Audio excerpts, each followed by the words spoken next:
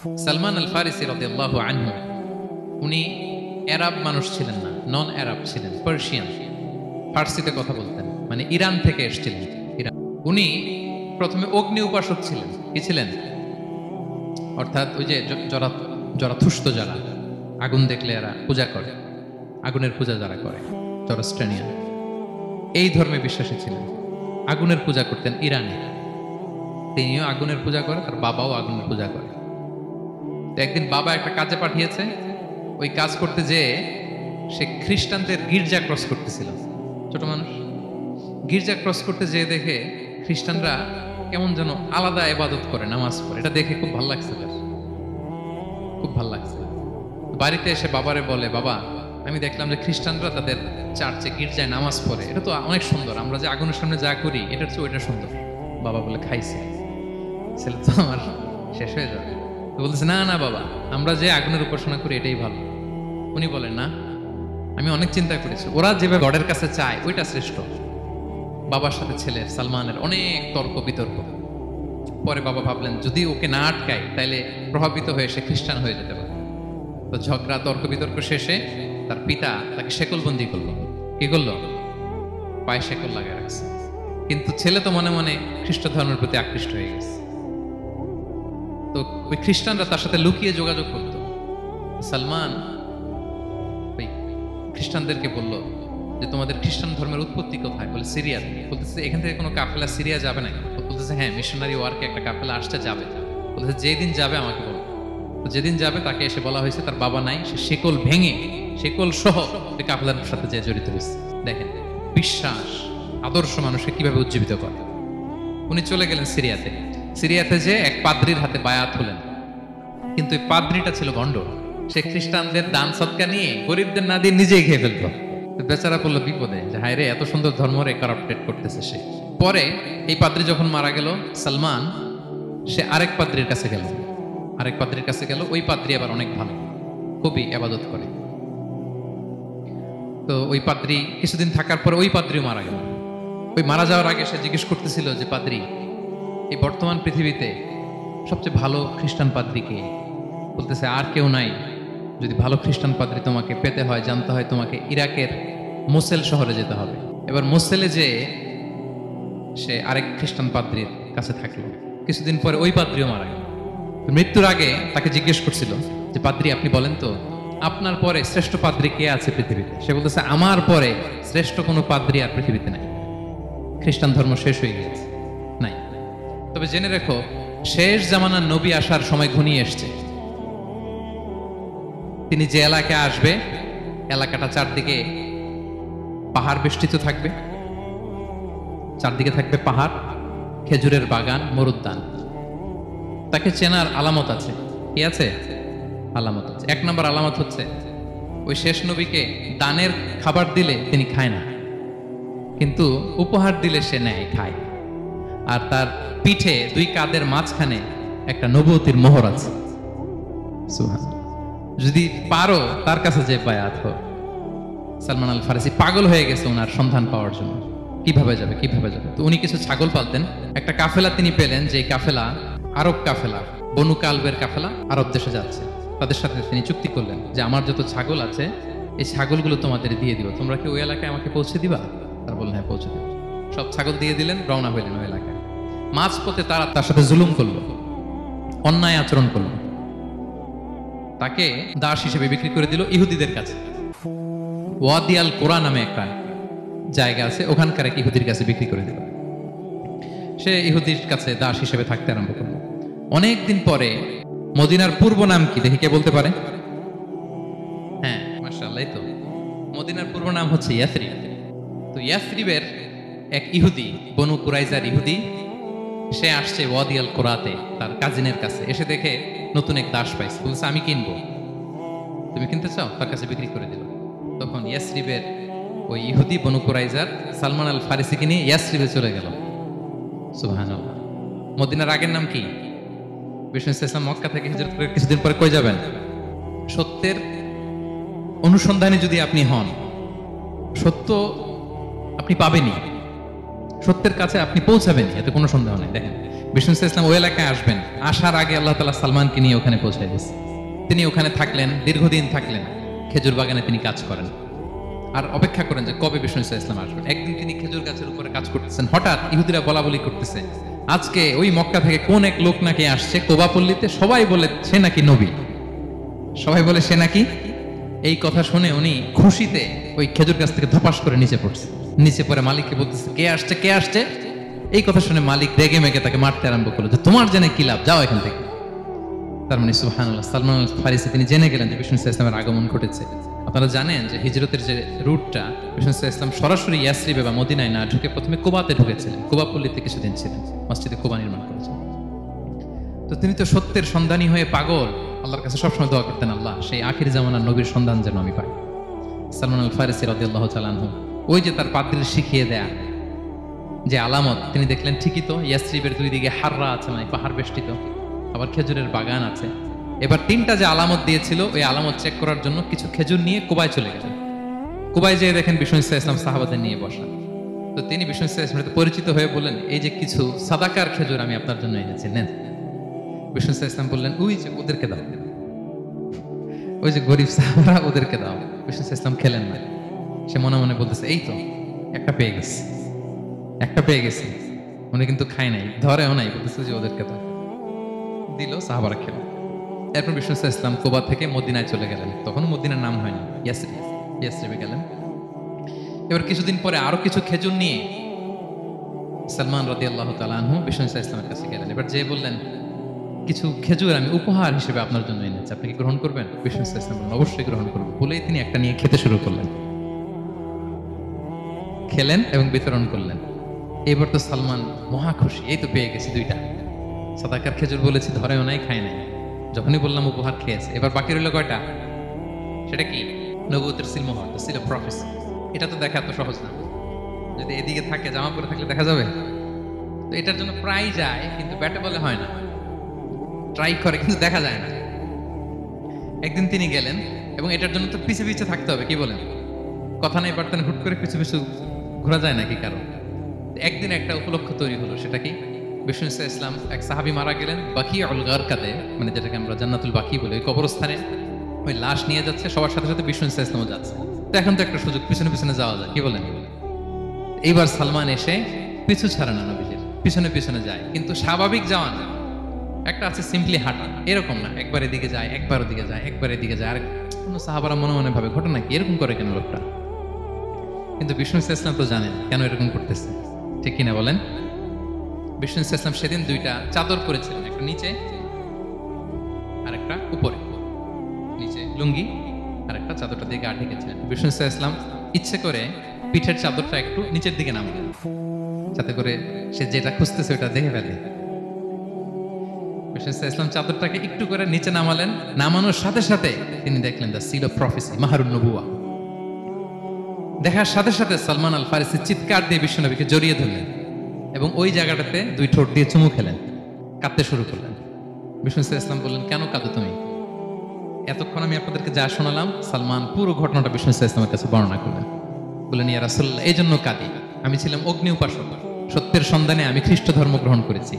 3 খ্রিস্টান পাদ্রী শেষ করে সর্বশেষ যে ভালো পাদ্রীটা, উনি বলছে যে উনি মরার পরে আর কেউ ভালো পাদ্রী নাই, আখির জামার পয়গাম্বর আগমনের সময় এসেছে।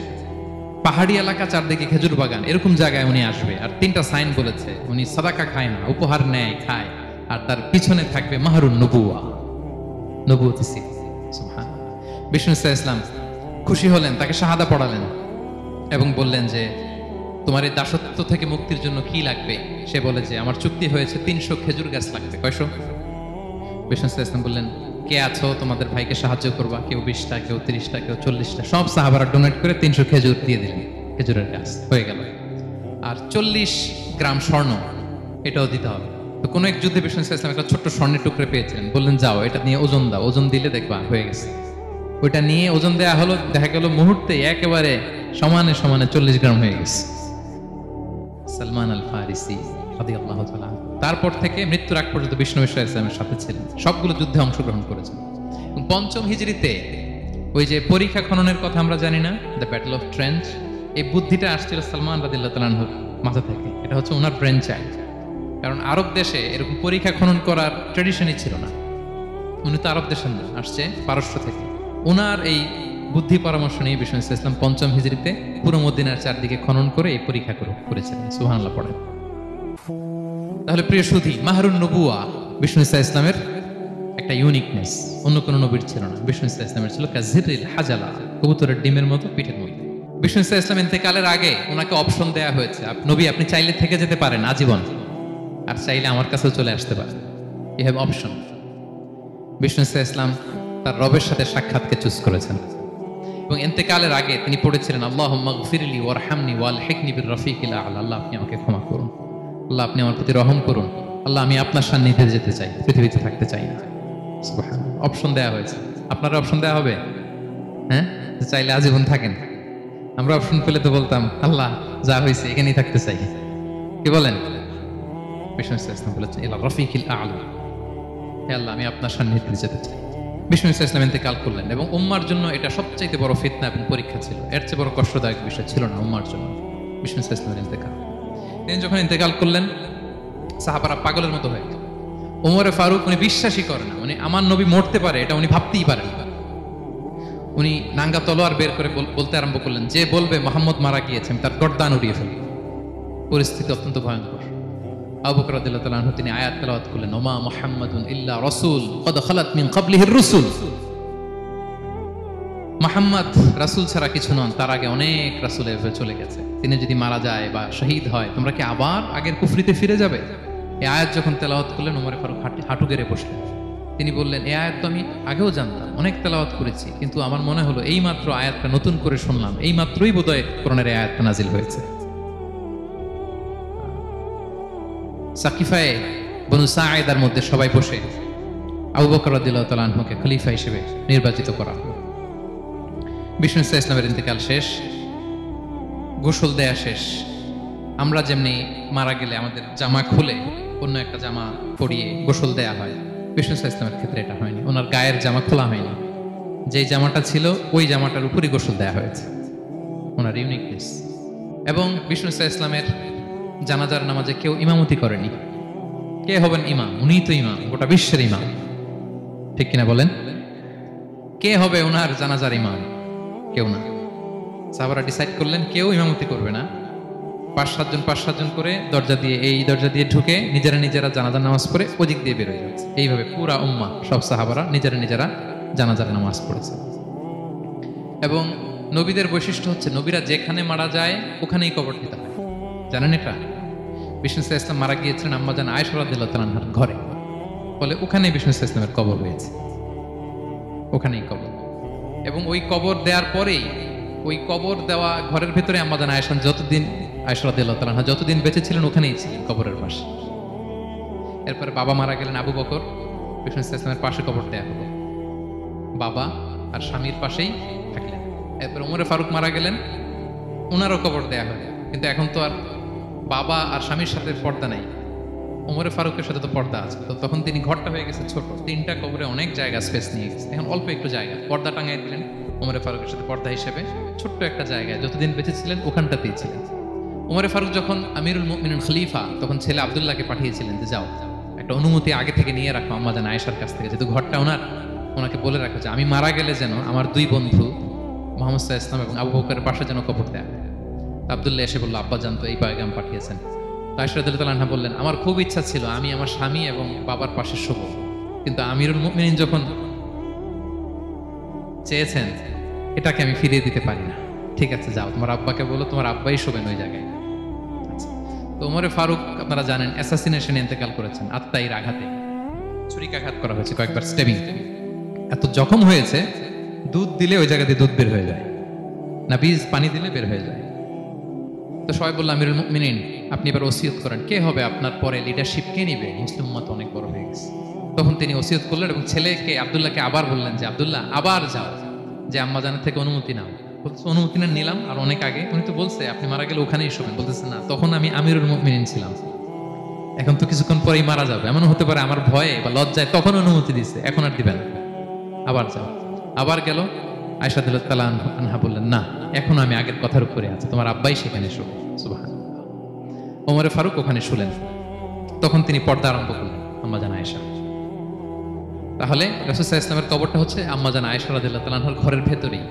আপনারা মসজিদে নববী যারা ভিজিট করেছেন তারা জানেন যে আপনারা যখন কিবলামুখী হয়ে নামাজ পড়েন বাম দিকে বিষ্ণু সাল্লাল্লাহু আলাইহি ওয়াসাল্লামের কবর, সেখানে রাসূল সাল্লাল্লাহু আলাইহি ওয়াসাল্লামের পাশে আবু বকর এবং ওমর ফারুক রাদিয়াল্লাহু তাআলা আনহুমা শুয়ে আছেন। রাসূল সাল্লাল্লাহু আলাইহি ওয়াসাল্লামের কবর থেকে মিম্বার পর্যন্ত এই পুরো জায়গাটা রাউদাতুম মিন রিয়াদিল জান্নাহ, দুনিয়ার বুকে জান্নাতের একটা টুকরা। এবং আম্মা জান আয়েশা বলতেন যে আমাকে আল্লাহ এমন কিছু দিয়েছেন যেটা অন্য নারীকে দেননি। কি কি? এক নম্বর, আমি হচ্ছে একমাত্র বিষ্ণু সাল্লাল্লাহু আলাইহি ওয়াসাল্লামের কুমারী স্ত্রী। আয়েশা রাদিয়াল্লাহু তাআলা আনহা ছাড়া আর যত স্ত্রী ছিলেন সবাই ছিলেন বিধবা, তিনি একমাত্র কুমারী স্ত্রী। তিনি এবং রাসূল সাল্লাল্লাহু আলাইহি ওয়াসাল্লাম যখন শীতের রাতে একই কম্বলের নিচে রাত্রি যাপন করতেন তখনও কোরআনের আয়াত নাজিল হতো। আম্মা জান আয়েশা বলেন, আমার চরিত্রের উপর কালিমা লেপন করতে চেয়েছিল মদিনার মুনাফিকেরা, আমার পবিত্রতা বর্ণনা করে সূরা আহজাবে আল্লাহ তাআলা কোরআনের আয়াত নাজিল করেছেন। আমার ঘরের মধ্যে বিষ্ণু সাল্লাল্লাহু আলাইহি ওয়াসাল্লামের কবর এবং আমার কোলে মাথা রেখে বিষ্ণু সাল্লাল্লাহু আলাইহি ওয়াসাল্লাম শেষ নিঃশ্বাস ত্যাগ করেছেন। অন্য কোন নারীকে, কোন স্ত্রীকে আল্লাহ তাআলা এই সৌভাগ্য দেন নাই। আল্লাহু আকবার। তার বিষ্ণু সাল্লাল্লাহু আলাইহি ওয়াসাল্লামের একটা ইউনিকনেস হচ্ছে কেউ ওনার জানাজার নামাজের ইমামতি করেন নাই, কেউ করেননি, আলাদা আলাদা ভাবে লোকজন নামাজ পড়েছে। উনি ওনার কবরে এখনো জীবিত অবস্থায় আছেন, হায়াতুন নবী। তবে আমরা এখন যেরকম জীবিত এরকম নয়, বারজাকি জগতের জীবিত। তিনি ইন্তেকাল করেছেন, মৃত্যুবরণ করেছেন নিঃসন্দেহে, তিনি বারজাকি জগতে চলে গিয়েছেন, কিন্তু সেই জগতে তিনি জীবিত। আমরা যখন নবী সাল্লাল্লাহু আলাইহি ওয়াসাল্লামকে সালাম দেই, দরুদ পাঠ করি, বিষ্ণু সাল্লাল্লাহু আলাইহি ওয়াসাল্লাম কবর থেকে ওই সালামের উত্তর দেন। আল্লাহ তাআলা আপনার রূহটাকে ফিরিয়ে দেন, উত্তর দেন। সাহাবারা বললেন, ইয়া রাসূলুল্লাহ, কিভাবে আপনি উত্তর দেন? আপনার দেহ মাটি খেয়ে ফেলবে না? রাসূল সাল্লাল্লাহু আলাইহি ওয়াসাল্লাম বললেন, ইন্নাল্লাহ তাবারাকা ওয়া তাআলা হারামা আলাল আরদি আজসাদাল আম্বিয়া। আল্লাহ তাআলা নবীদের দেহকে নষ্ট করা মাটির জন্য হারাম করে দিয়েছেন। কোনো মাটি কোনো নবীর দেহকে টাচ করতে পারে না, নষ্ট করতে পারে না। নবীরা কবরে জীবিত, সেখানে সালাত আদায় করে, তাদেরকে স্পেশাল রিজিক দেওয়া হয়। এটাকেই বলা হয় হায়াতুন নবী, তিনি বারজাকি জগতে জীবিত। এবার কিয়ামতে বিষ্ণু সাল্লাল্লাহু আলাইহি ওয়াসাল্লামের কি ফিচার থাকবে একটু কিয়ামতের শুনে শেষ করি। বিষ্ণু সাল্লাল্লাহু আলাইহি ওয়াসাল্লাম বলেন, আনা আউয়ালু মান ইয়ানশাক্কু আনহুল কবর। কিয়ামতের দিন ময়দানে মাহশারে, হাশরের ময়দানে সর্বপ্রথম আমি কবর ফুঁড়ে উপরে উঠে দাঁড়াবো। কে উঠে দাঁড়াবে? বিষ্ণু সাল্লাল্লাহু আলাইহি ওয়াসাল্লাম। সর্বপ্রথম কবর ফুঁড়ে উনি উঠে দাঁড়াবেন। এবং হাশরের ময়দানে উনি কোথায় দাঁড়াবেন? ওনার জন্য একটা স্পেশাল জায়গা থাকবে। জায়গাটার নাম হচ্ছে মাকামে মাহমুদ। জায়গাটার নাম কি? মাকামে মাহমুদ। ওইখানে বিষ্ণু সাল্লাল্লাহু আলাইহি ওয়াসাল্লাম মাকামে মাহমুদে দাঁড়াবেন। আল্লাহ তাআলা বলেন, ওয়ামিনাল লাইলি ফাতাহাজ্জাদ বিহি নাফিলাতাল লাক আসা আইয়াবআসাকা রাব্বুকা মাকামান মাহমুদা। ওখানে বিষ্ণু সাল্লাল্লাহু আলাইহি ওয়াসাল্লাম দাঁড়াবেন। এবং বিষ্ণু সাল্লাল্লাহু আলাইহি ওয়াসাল্লাম বলেন, আজান শোনার পরে কেউ যদি এই দোয়াটা পড়ে, আল্লাহুম্মা রাব্বা হাযিহিদ দাওয়াতিত তাম্মা ওয়াস সালাতিল কাইমা আতি মুহাম্মাদানিল ওয়াসিলাতা ওয়াল ফাদিলা ওয়া বা'আথহু মাকামান মাহমুদা আল্লাযী ওয়া'আদতা। এই দোয়াটা যে পড়ে আজান শোনার পরে, বিষ্ণু সাল্লাল্লাহু আলাইহি ওয়াসাল্লাম বলেন, হাল্লাত লাহু শাফাআতি ইয়াউমাল কিয়ামা। কিয়ামতের দিন তার জন্য সুপারিশ করা আমি নবীর জন্য ওয়াজিব হয়ে যায়। যারা পড়েন না পড়বেন, মাকামে মাহমুদে তিনি সেজদায় লুটিয়ে থাকবেন এবং সেদিন তিনি সুপারিশ করবেন। সাহিবুশ শাফাআ, তিনি সুপারিশ করবেন। অন্য কোন নবীর সুপারিশের সাহস করবে, স্পর্ধাও দেখাবে। আদম আলাইহিস সালাম, নূহ আলাইহিস সালাম, ইব্রাহিম আলাইহিস সালাম সবাই একজন আরেকজনকে রেফার করে, একজন আরেকজনকে রেফার করে, আমি পারবো না, উনি উনি উনি উনি বলতে বলতে বিষ্ণু সাল্লাল্লাহু আলাইহি ওয়াসাল্লামের কাছে যাবে। মানুষগুলো হয়রান হয়ে যাবে, ক্লান্ত, শ্রান্ত, ঘর্মাক্ত, পিপাসার্ত মানুষগুলো। 50,000 বছর হবে সেই দিনটা, কিয়ামতের দিন। মানুষগুলো পেরেশান, যেই নবীর কাছে যায় বলে পারবো না, উনি উনি শেষ পর্যন্ত এটা যে বিষ্ণু সাল্লাল্লাহু আলাইহি ওয়াসাল্লামের কাছে ঠেকবে। বিষ্ণু সাল্লাল্লাহু আলাইহি ওয়াসাল্লাম কোথায় থাকবেন যেন?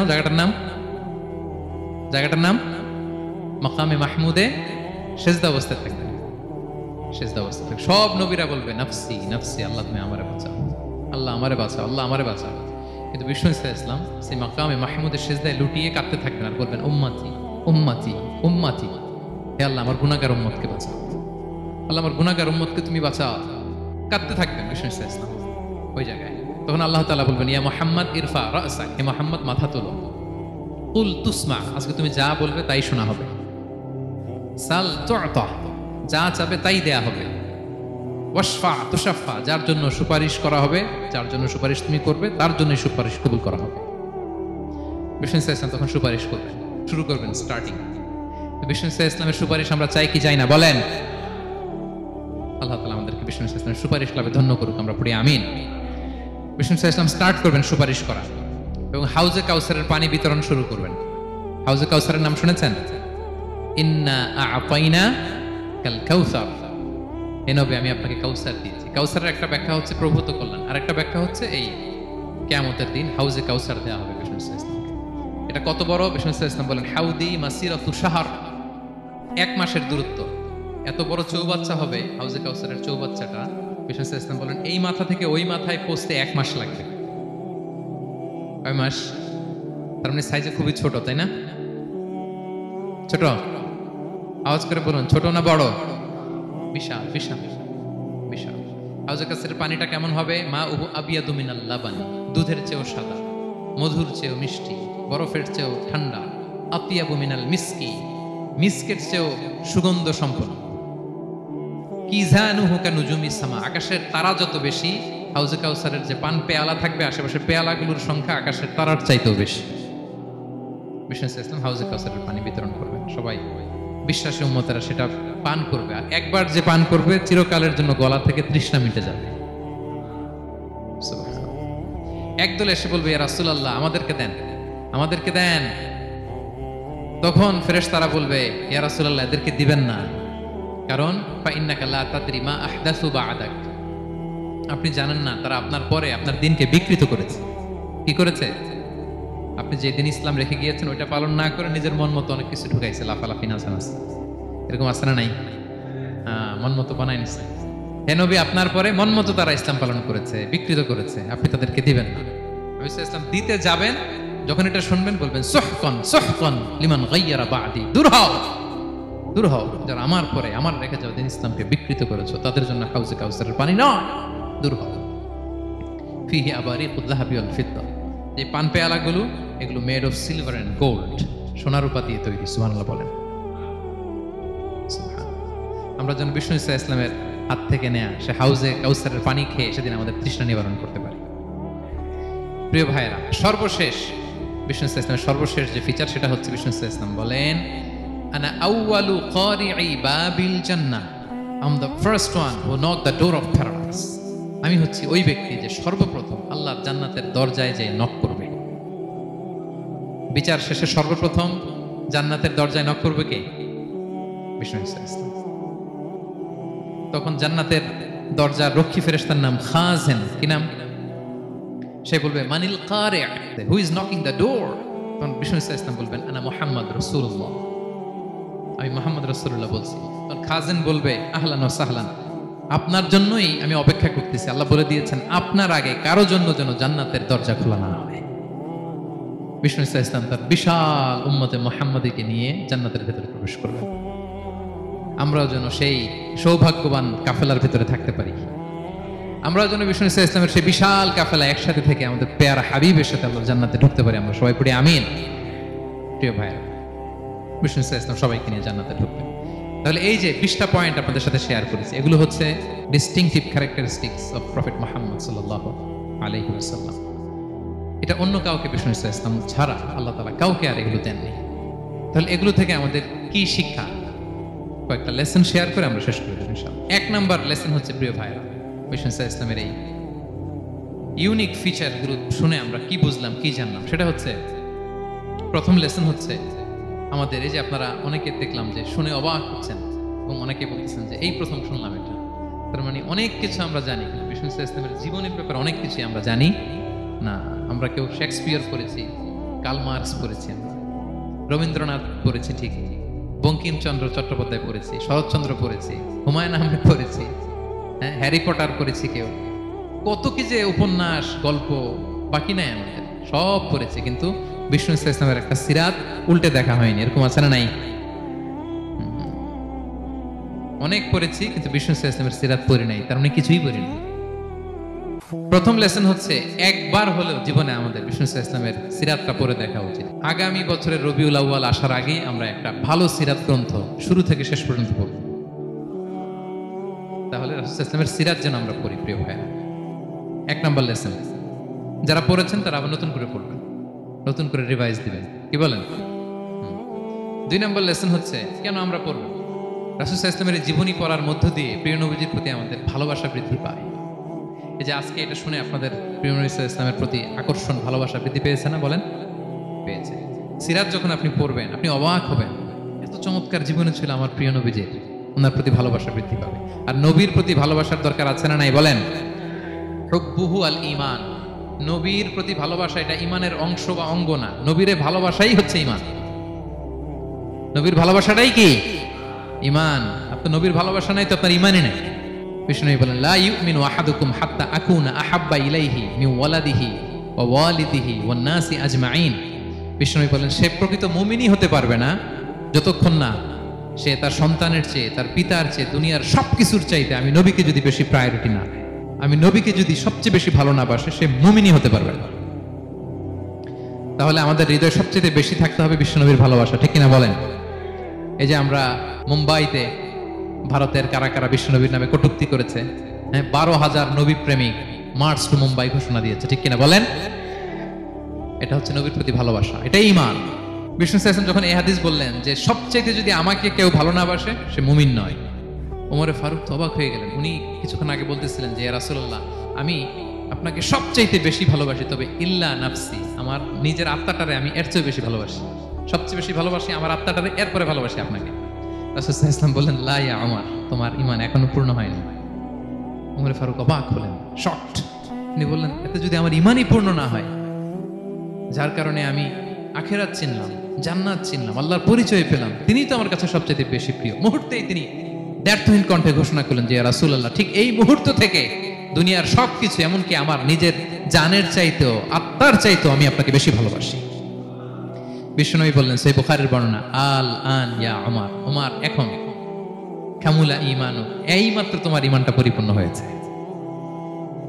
তাহলে আপনি যদি সিরাত পড়েন আপনার ঈমান পূর্ণ হবে, ঈমানের পূর্ণতা প্রাপ্তি হবে। 3 নম্বর লেসন হচ্ছে সিরাত পড়লে যে লাভ। রাসূল সাল্লাল্লাহু আলাইহি ওয়াসাল্লামের জীবনে অনেক আপস এন্ড ডাউনস ছিল, বিপদ ছিল, চড়াই উতরাই পেরিয়ে তিনি শেষ পর্যন্ত গিয়েছেন। এই বিপদগুলো আপনার জীবনেও আসে, সেক্ষেত্রে আপনি কানেক্ট করতে পারবেন। যেমন আপনার জীবনে আপনি অসুস্থ হন না মাঝে মাঝে, নবীও অসুস্থ হতেন, তো আপনি জানতে পারবেন যে উনি অসুস্থ হলে কি করতেন। আপনার জীবনে যেমনি বিপদ আসে, রাসূল সাল্লাল্লাহু আলাইহি ওয়াসাল্লামের জীবনে তো বিপদ এসেছে, তাহলে বিপদগ্রস্ত হলে কি করতে হবে এটা আপনি জানতে পারবেন। যারা বিবাহিত, মাঝে মাঝে স্ত্রীর সাথে মনোমালিন্য হয় না? কথা কন না কেন? হয়। রাসূল সাল্লাল্লাহু আলাইহি ওয়াসাল্লামেরও হতো এটা, মানবীয় কারণে স্ত্রীদের সাথে মনোমালিন্য হতো। ওই পরিস্থিতিতে রাসূল সাল্লাল্লাহু আলাইহি ওয়াসাল্লাম কিভাবে ডিল করতেন? সমাধান পাবেন, সলিউশন পাবেন, সান্ত্বনা পাবেন। তাহলে জীবনের পরতে পরতে আপনি রাসূল সাল্লাল্লাহু আলাইহি ওয়াসাল্লামের সিরাত থেকে সমাধান খুঁজে পাবেন, সান্ত্বনা পাবেন যদি সিরাত পড়েন। 4 নাম্বার, সিরাত অধ্যয়নের মাধ্যমে তাকে ফলো করার অনুপ্রেরণা পাওয়া যায়। আমরা ফলো করব কাকে? মুহাম্মদ সাল্লাল্লাহু, আমরা হচ্ছে তার ফলোয়ার, মুহাম্মদ সাল্লাল্লাহু আলাইহি ওয়াসাল্লামের ফলোয়ার, ঠিক কিনা বলেন? এবং আল্লাহর ভালোবাসা যদি আমরা পেতে চাই, আল্লাহ বলেন ফাত্তাবিউনি ইউহিব্বুকুমুল্লাহ, যদি আল্লাহর ভালোবাসা চাও নবী সাল্লাল্লাহু আলাইহি ওয়াসাল্লামের অনুসরণ করো, এটা আবশ্যক, করতেই হবে। তাহলে সিরাত যদি আমরা পাঠ করি, তার বিষ্ণু সাল্লাল্লাহু আলাইহি ওয়াসাল্লামকে অনুসরণ করার প্রেরণা আমাদের মধ্যে আসবে। সব শেষ কথা হচ্ছে তার প্রতি ভালোবাসার নমুনা হিসেবে আমরা যেন তার প্রতি বেশি বেশি দুরূদ শরীফ পড়ি। আল্লাহুম্মা সাল্লি ওয়া সাল্লিম ওয়া বারিক আলাইহি সাল্লাল্লাহু আলাইহি ওয়া সাল্লাম। আল্লাহুম্মা সাল্লি আলা মুহাম্মদ ওয়া আলা আলি মুহাম্মদ কামা সাল্লাইতা আলা ইব্রাহিম ওয়া আলা আলি ইব্রাহিম ইন্নাকা হামিদুম মাজিদ। আল্লাহুম্মা বারিক আলা মুহাম্মদ ওয়া আলা আলি মুহাম্মদ কামা বারাকতা আলা ইব্রাহিম ওয়া আলা আলি ইব্রাহিম ইন্নাকা হামিদুম মাজিদ। পারেন না এগুলো আপনারা? যে যেটা পারেন বেশি বেশি দুরূদ পড়বেন। দুরূদ এটা এমন ইবাদত, এই ইবাদত আল্লাহ নিজেও করে, ফেরেশতাদেরও করতে বলে, আমাদেরও করতে বলে। ইন্নাল্লাহা ওয়া মালাইকাতাহু ইউসাল্লুনা আলান নবী, আল্লাহ এবং ফেরেশতা ওনারাও রাসূল সাল্লাল্লাহু আলাইহি ওয়াসাল্লামের উপর দুরূদ পাঠায়। হে বিশ্বাসীরা, ইয়া আইয়ুহাল্লাযীনা আমানু সাল্লু আলাইহি ওয়া সাল্লিমু তাসলিমা। আল্লাহুম্মা সাল্লি ওয়া সাল্লিম ওয়া বারিক আলাইহি। রাসূল সাল্লাল্লাহু আলাইহি ওয়াসাল্লামের উপর বেশি বেশি দুরূদ পাঠ করতে হবে। একবার যে দুরূদ পড়ে আল্লাহ বলে তার উপর আমি 10টা রহমত নাজিল করি। বিশেষ করে জুমার দিনে রাসূল সাল্লাল্লাহু আলাইহি ওয়াসাল্লামের প্রতি আমরা যেন বেশি বেশি দুরূদ পড়ি। কোন দিনে মনে থাকবে? জুমার দিনে এক সুন্নাত হচ্ছে সূরা কাহাফ তেলাওয়াত করা, আর একটা সুন্নাত হচ্ছে বেশি বেশি বিষ্ণু সাল্লাল্লাহু আলাইহি ওয়াসাল্লামের উপর কি পড়া? দুরূদ পাঠ করা। মনে থাকবে তো? তাহলে প্রিয় ভাইরা, আসুন আমরা প্রতিজ্ঞা করি, আমরা বিষ্ণু সাল্লাল্লাহু আলাইহি ওয়াসাল্লামের একটা ভালো সিরাত গ্রন্থ শুরু থেকে শেষ পর্যন্ত আগামী রবিউল আউয়াল মাস আসার আগে আমরা পড়ব। জীবনের প্রতিটি ক্ষেত্রে নবী সাল্লাল্লাহু আলাইহি ওয়াসাল্লামের অনুসরণ করব। হ্যাঁ, পারা যাবে? ফ্যামিলিতে, সমাজে, রাজনৈতিক ময়দানে, সব জায়গায় বিষ্ণু সাল্লাল্লাহু আলাইহি ওয়াসাল্লামের অনুসরণের দরকার আছে না নাই?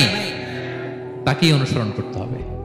মুক্তি পেতে চাইলে তাকেই অনুসরণ করতে হবে। আসুন জীবনের প্রতিটি অঙ্গনে আমরা যেন শুধু তাকেই অনুসরণ করি, কারণ তাকে অনুসরণ করার মধ্যেই রয়েছে আমাদের জীবনের আলোকস্নাত মুক্তি।